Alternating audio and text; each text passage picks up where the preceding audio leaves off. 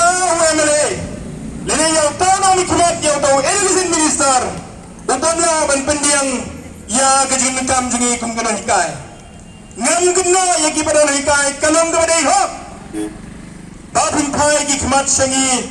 ki badai na ka ko constituency ka bangi pendiang ya iba kumida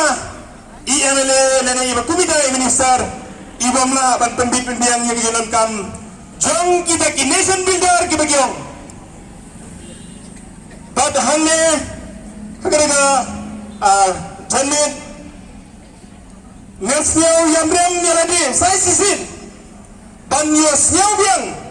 ya ki ki kenden ya ki bala kranda isar lakman remboy ibe education minister chungi kapan tanggut yangi Tandam gimana ini nak konstituensi bapak tapi teragin baik seni nomor baine education minister agak cakapin siulam ikran penbandak di kantin ibang kantin tomet nak berdatang ikum kira kaya sesi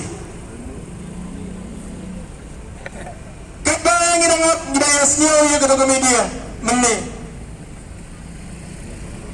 ngaperkat haladi bangin yo ya kecubab kaba kamlang positif naga government pelang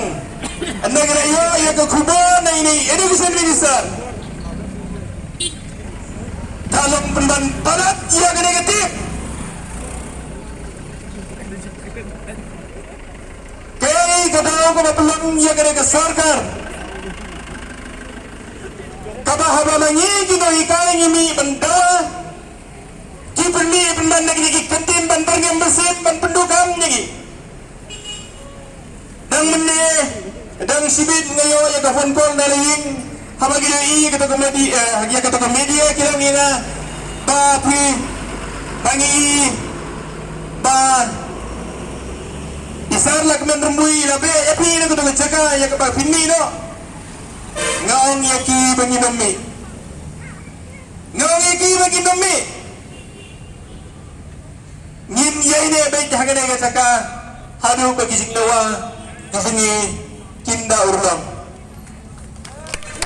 ngin yang baik hagane ga saka tagalang min labar sengiru